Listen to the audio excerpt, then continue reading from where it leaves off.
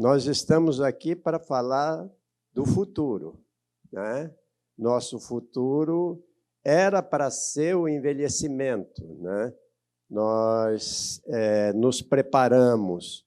No final do século passado, quando a Organização das Nações Unidas nos colocou diante de um grande envelhecimento, de um aumento da população idosa, do aumento da expectativa de vida, nós nos preparamos para cuidar dessas pessoas que iriam viver mais. Só que, no começo desse século, a Organização das Nações Unidas descobriu que não era o envelhecimento que era o nosso foco. O nosso foco é a longevidade humana. Aí mudou muito o trabalho que nós vimos fazendo, porque quando nós falamos em envelhecimento, nós estamos falando em pessoas que vão chegar ao envelhecimento, que precisam ser cuidadas nos seus direitos, na sua forma de vida, na adequação dos espaços para que elas vivam, né? E quando nós falamos em longevidade, nós estamos falando de todo mundo. Aí nós não olhamos mais uma idade específica, nós temos que trazer uma proposta para todo mundo sobre o que é longevidade. Nós começamos pensando, ao saber disso, né? Nós começamos pensando nos nossos ancestrais, aqueles que vieram organizando tudo na vida da gente, planejando a vida da gente. Eles não planejaram, mas fizeram acontecer a vida da gente no futuro.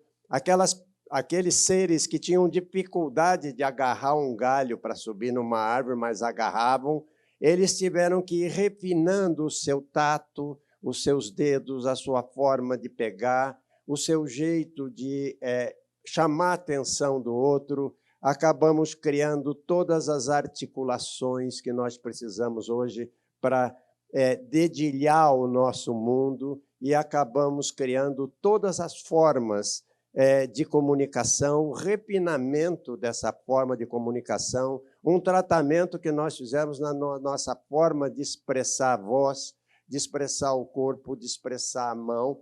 Tudo isso veio acontecendo e foi um longo caminho do nosso ancestral primeiro, o Homo sapiens, até o considerado hoje Homo sapiens sapiens. Né? Esse sapiens é realmente da sabedoria acumulada pelos nossos ancestrais, transferidas para frente primeiro por condições genéticas e depois por condições comportamentais. Né? Sentar numa cadeira dessa hoje, ela tem quase que o nosso desenho para sentar, então nós vamos criando as coisas que foi se adaptando e o nosso corpo também se adaptando. Nós vamos deixar essas cadeiras para os nossos futuros habitantes desse planeta. Nós viemos trilhando um caminho bastante longo. Esse caminho nós encontramos preparado para a vida que levamos hoje. Se nós olharmos para os nossos ancestrais, aqueles que realmente modelaram esse corpo e modelaram esse mundo, nós vamos ver que os caminhos são bastante preparados para nós, para que a gente não tropece, para que as coisas estejam no lugar. Os desenhos dos caminhos desviam de lugares que poderão nos trazer algum problema, nos derrubar, né? E nós fomos formados para carregar uma certa quantidade de bagagem, um certo peso e certas utilidades. Cada vez mais nós estamos simplificando a nossa bagagem para que ela não pese, porque o que interessa não é o que a gente vai usar, mas é o caminho que a gente vai percorrer. Existem lugares, ou existiram tempos, onde os caminhos não eram adequados para a vida que nós temos hoje. Eu não me arriscaria num lugar desse, né? Eu estou acostumado com o caminho com calçada, a grama parada para que eu não tropece em toceiras. Eu estou acostumado com tudo preparado para mim. E esse preparado para mim faz com que a minha vida e os meus atos rendam muito mais do que o dessas pessoas. A gente vê aqui criança com mochila, provavelmente vão para a escola, vão chegar na escola cansadas, vão ter que sair mais cedo, o tempo de ir, o tempo de voltar é muito grande, né? E o aproveitamento que se tira da vida aqui é um aproveitamento pequeno, né? Nós, hoje, temos a possibilidade de usar a nossa vida até o bagaço, né? E aí a gente descansa um pouco, né? Mas para que a gente encontre caminhos livres, caminhos bons, caminhos que nos levem a algum lugar, a gente precisa que alguém tenha ido na frente. A gente precisa de desbravadores. Nós queremos aquele caminho que está lá atrás, mas essa pessoa que está aqui, ela foi a desbravadora, ela foi a que conseguiu nos preparar o caminho para que o rendimento da nossa vida fosse suficiente para que a gente desse as respostas que o mundo hoje precisa que nós venhamos dar. Nós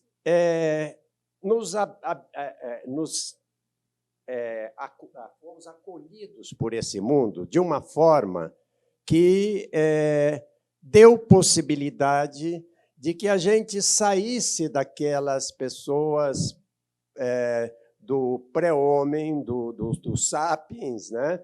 E que morriam provavelmente aos 20, 25 anos no máximo, né? E em grande quantidade, porque poucos sobreviviam para reproduzirem e manter o mundo habitado e levar essa espécie adiante, né? A velhice era contada quase que depois da reprodução. Assim que se tinha assim que se obedecia o processo reprodutivo, a pessoa já estava velha, já era considerada velha, né? Mas hoje não. Nos nossos tempos, aqui bem na nossa proximidade, nós conseguimos levar a nossa vida lá até os 70, 80 anos com muita facilidade. Para alguns. Para outros, não, eles vão ficando no caminho. Nós temos aqui homens e mulheres lá daquele lado, né?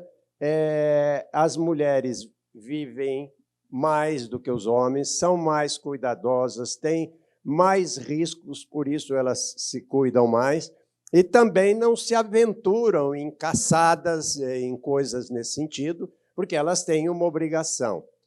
De 1990 a 2000, nós já sentimos, depois da Organização das Nações Unidas, em 1983, chamar a primeira Conferência Mundial para o Envelhecimento, nós já sentimos que ela tinha razão em alertar os países para que reorganizassem a sua economia, porque as pessoas vão viver mais.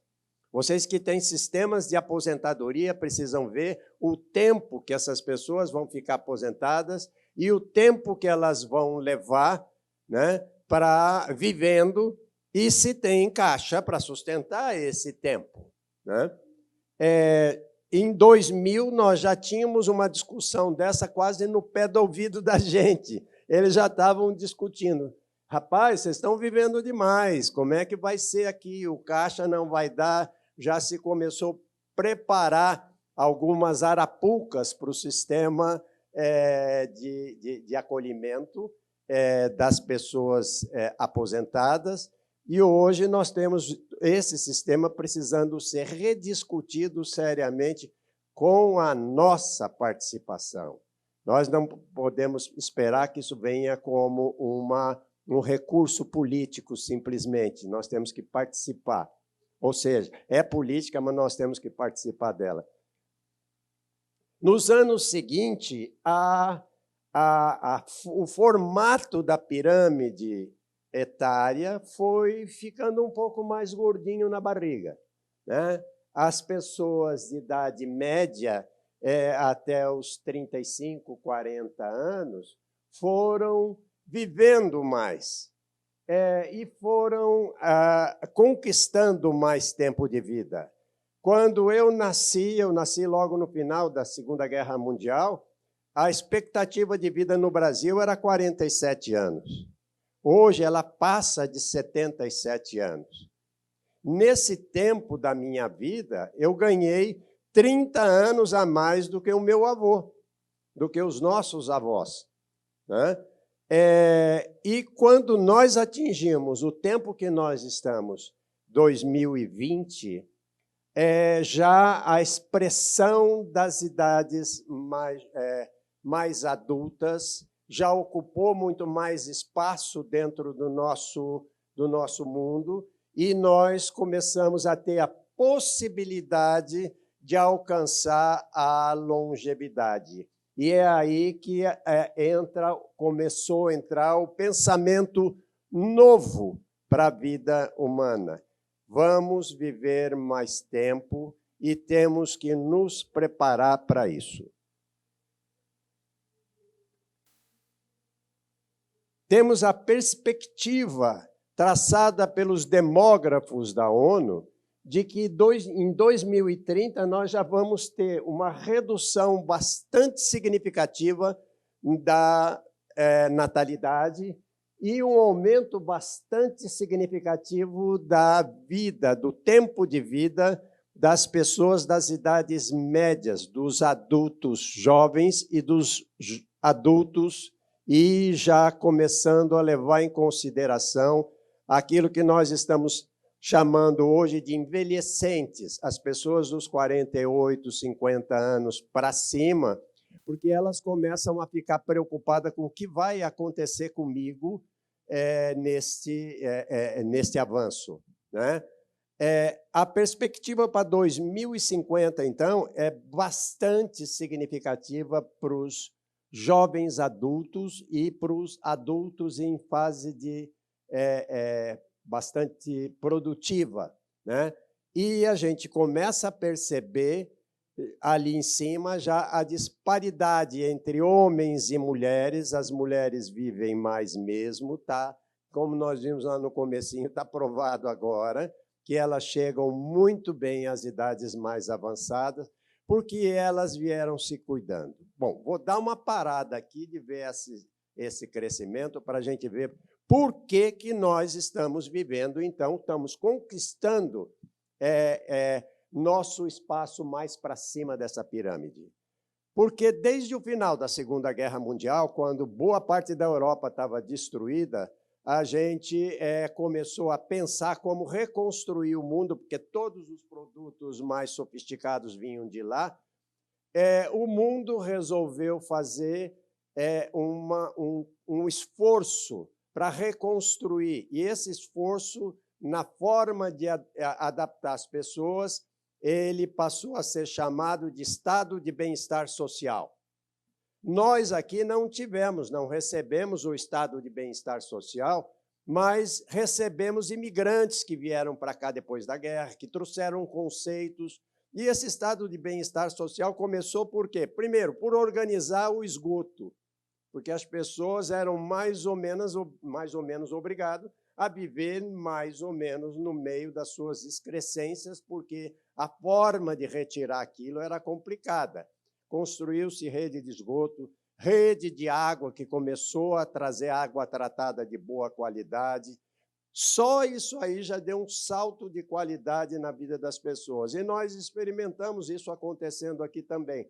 Pouquinha coisa depois do que aconteceu no primeiro mundo, entre os europeus. Isso deu para a gente a possibilidade de, ao viver mais, ao se sentir que é possível viver mais, pedir aos nossos médicos, pedir ao sistema de saúde que olhasse melhor as doenças do envelhecimento. porque nós tínhamos nos livrado das doenças da alimentação, da falta de esgoto, ou seja, sanitárias, mas ainda tínhamos à nossa porta as doenças do envelhecimento, o diabetes, o Alzheimer, as doenças coronarianas, as doenças respiratórias. Esse quadro todo, nós forçamos a barra pedindo recurso dos médicos. Cuida de mim, né? Nós passamos até uma outra relação, né? E a resposta veio e ela está hoje disponibilizada para praticamente todo mundo, né? A gente pode hoje não só ter recursos médicos, como do resto dos apoiadores na parte de saúde, como também na questão de medicamentos, tomando sempre muito cuidado, porque tem muito mais oferta do que procura, né? E também da engenharia de diagnóstico.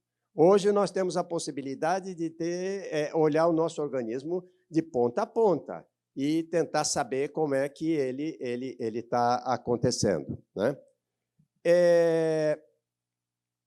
Essa busca nossa nos deu o direito de envelhecer. Então, estamos, neste momento... você pode virar o próximo? Nesse momento, nós estamos percebendo que, de 1990 a 1980, nós percorremos esse caminho de resultado de cuidado da nossa vida, de como cuidamos da nossa vida.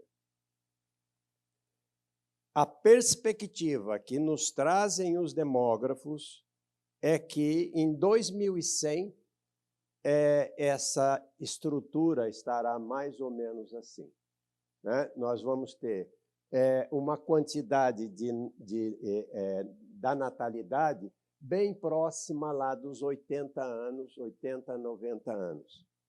Gente, isso deverá ser um avanço muito grande, só que nós trazemos com isso um problema. Nós estamos diminuindo a chegada de jovens, nós estamos reduzindo a capacidade de sermos substituídos com a potência, a força de trabalho, a energia que é necessária em muitas das profissões. Estamos levando lá para frente hoje, porque o nosso envelhecimento não só é saudável em termos físicos, mas tem sido muito saudável em termos mentais. Nós temos conseguido fazer, né, ter uma boa capacidade cognitiva. A capacidade cognitiva é aquela que pega os conhecimentos obtidos, usina com as novas propostas e tira soluções novas, né? Mas nós somos energeticamente menos ativos. Nós precisamos que essa substituição aconteça, né?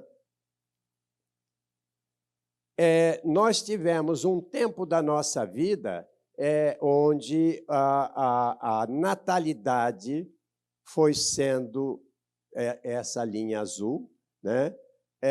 E a mortalidade infantil, principalmente, né?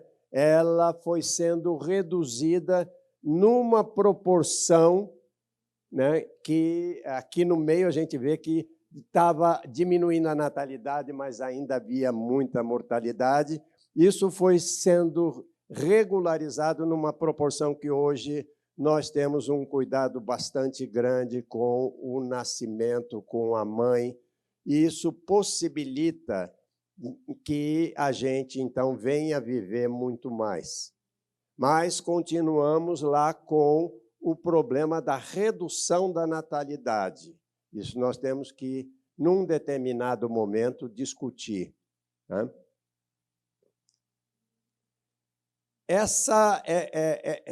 Essa presença dos mais jovens e dos mais adultos na sociedade trouxe a gente para essa situação. O vermelho são os jovens, o azul são as pessoas idosas. Nós tínhamos, num determinado tempo, muito mais jovens do que pessoas envelhecidas, e dizíamos que o mundo, o futuro era dos jovens, né? Gradativamente, com aquelas mudanças nos gráficos, na pirâmide de etária, nós fomos igualando, né? Aqui nós já temos uma menor presença dos jovens, né? Esse vermelho, né? E lá no azul já vai crescendo a população a ponto de que hoje nós praticamente invertemos esses pilares do envelhecimento. Bom, acontece que nós tivemos lá no começo caminhos bem claros de onde nós podíamos seguir e fizemos todo esse avanço que nós fizemos até agora. A pergunta é se nós poderemos continuar fazendo o avanço, se nós continuaremos tendo um caminho preparado para isso. Por quê? Porque nós estamos enfrentando agora um desequilíbrio na balança etária. Muitas das tarefas jovens começam a se reduzir. Para que um jovem chegue hoje a disputar espaço no ambiente de trabalho, ele tem que ter uma formação de longo tempo, ele tem que passar muito tempo em formação. A outra questão que nós vemos com muito cuidado é que as pessoas envelhecidas vão assumindo seu espaço na sociedade, vão assumindo seu espaço na política e vão conseguindo impor as suas opiniões, a sua força. Como os jovens estão diminuindo e eles votam depois dos 16 anos, a prática política começaria realmente a acontecer depois dos 16 anos, quando eles são chamados para tomar decisões. E essa tomada de decisão, ela começa hoje a ser bem mais conservadora. Por quê? Porque nós, é lógico, vamos procurar ter um caminho mais fácil para a gente. Bom, nós estamos vivendo hoje um abismo geracional que precisamos ter um trabalho muito intenso em resolver esse problema. Por quê? Porque exatamente no momento que nós estamos conquistando um envelhecimento mais longo e estamos começando a sair cedo demais, pode ser, ou tendo muita vida depois da aposentadoria, nós não experimentamos a vida, a comunicação tecnológica que hoje nos pega no pé, né? E para as pessoas mais jovens é muito mais fácil essa comunicação tecnológica. Por uso do mercado e até por estímulo das pessoas mais jovens, essa comunicação tecnológica avança com muita velocidade. E nós não conseguimos acompanhar essa velocidade. Então, há um abismo de comunicação entre nós e as pessoas mais jovens. Nós temos que resolver isso e pensar no reequilíbrio etário. Eu não posso ter bom resultado quando eu tenho um tipo de população superior a outro tipo de população. Não dá bons resultados. Aquele lá é o caminho que nós estamos encontrando agora. Nós estávamos acostumados com um caminho asfaltado, livre, sem tropeços, e ele está do lado de cá, mas ele não nos levará a nada. O que vai nos levar realmente ao futuro é esse caminho cheio de problemas. Por isso, a gente está propondo essa conversa de caminhos para a longevidade. Bem, o Centro de Estudos e Formação para o Envelhecimento, que é o projeto CEF, que nós começamos há 2 anos atrás, quando eu deixei a presidência do Conselho, eu vim deixando já a presidência do Conselho Municipal dos Direitos da Pessoa Idosa. Ali eu aprendi tudo que era necessário para o amparo, o cuidado, a preservação de direitos da pessoa envelhecida, porque o etarismo, ou o comportamento anti-velho ou anti-pessoas ultrapassadas, era muito comum no passado.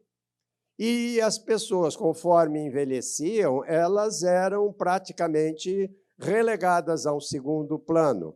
As famílias que cuidavam dessas pessoas invisibilizavam os seus idosos com medo que eles tivessem algum problema na rua, desse trabalho, fizesse alguma coisa do tempo deles e não desse tempo, né? Soltassem piadas desagradáveis, né? Que era muito comum.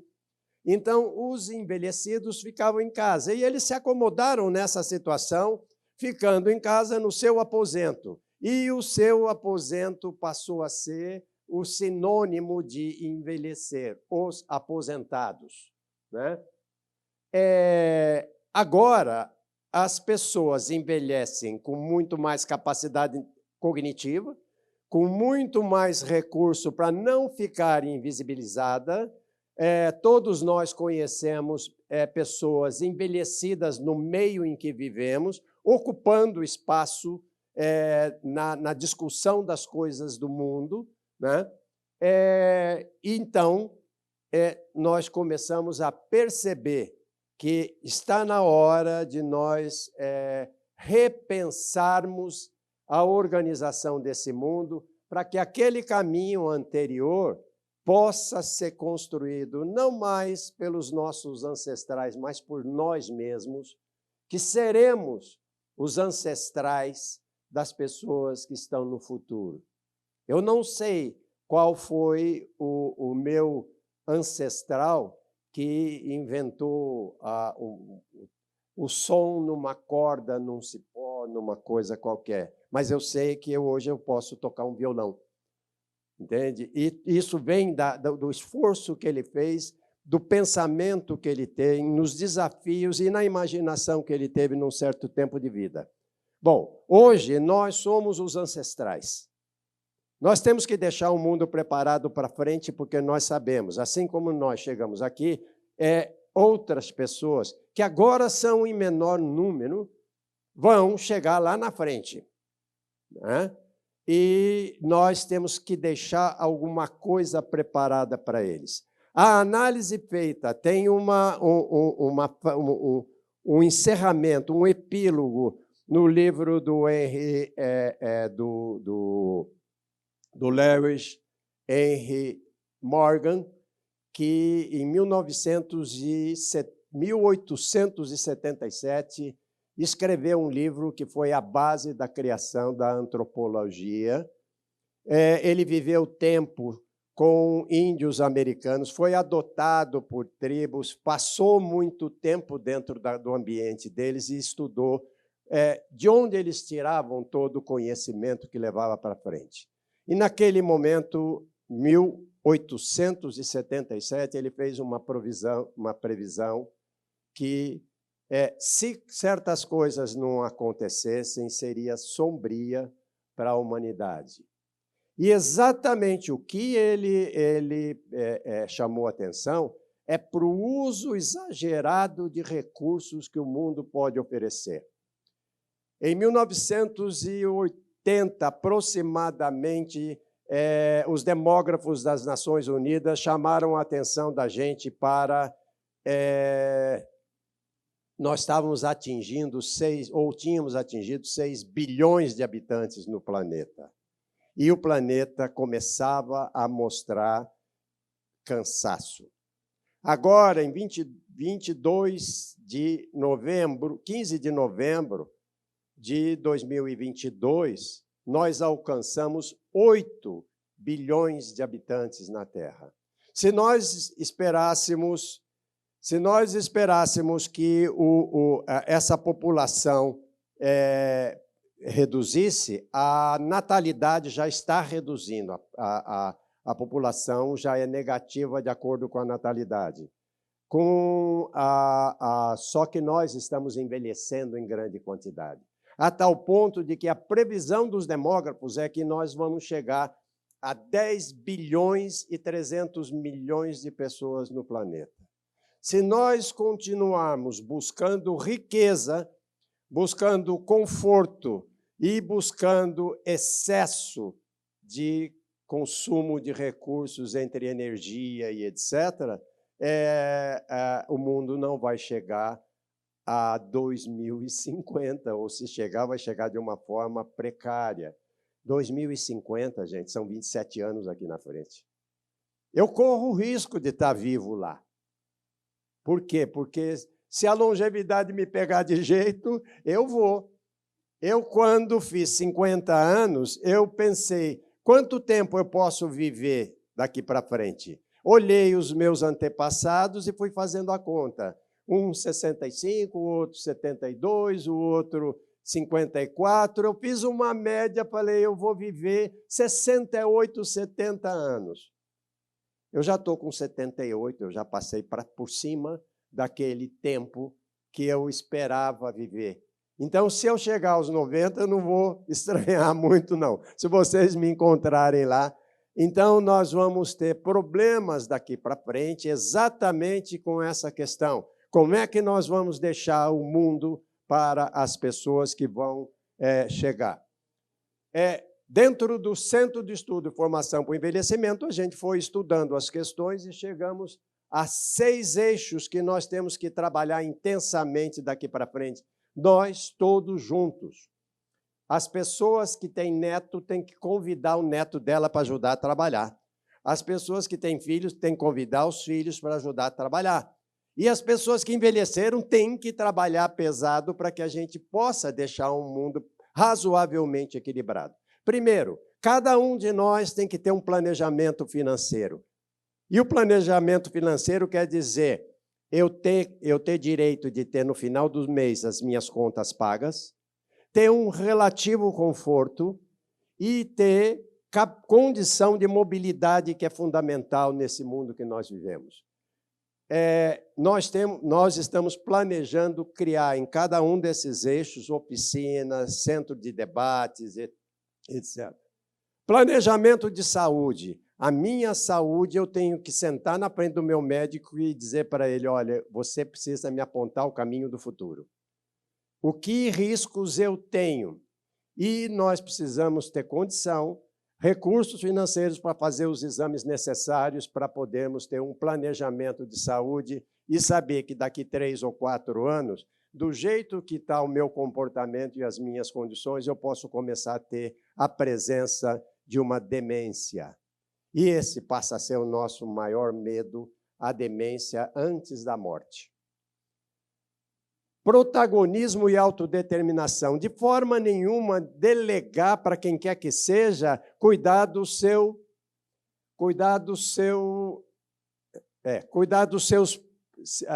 suas coisas, da sua conta bancária, das suas obrigações, de fazer o seu imposto de renda. Procure fazer tudo e ter todos os controles sobre documentos. Trabalho e reconhecimento. Continuar fazendo o que sabe e, se mudar paralelamente ao que sabe para ter boas condições de chegar a um futuro com reconhecimento. Cultura, política e arte. Nós temos que estar envolvidos com a nossa cultura, com a nossa política. Nós temos que nos envolver com a arte, porque ela é o que mais nos oferecerá oportunidade daqui para o futuro. E, terminando, os afetos. Nós vamos precisar de muita gente conosco. Nós perdemos muitos amigos. Alguns deles nós perdemos porque recentemente morreram. Mas nós temos muitos amigos que vão viver tão longe quanto a gente. Nós temos que trazê-los o máximo possível para perto da gente. E esses afetos são os afetos que vão desde a amizade mais simples até os amores intensos, se a gente tiver que enfrentar. Gente, está na hora de enfrentar, está na hora de buscar, está na hora de se entregar. Essa Esses são os 6 eixos que eu convido vocês para, junto conosco, lá no CEP, no Centro de Estudos e Formação para o Envelhecimento.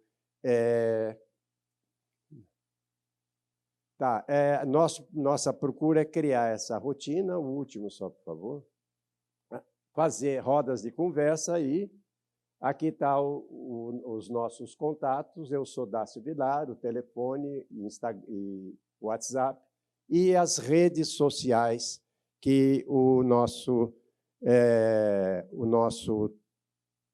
projeto oferece. Muito obrigado.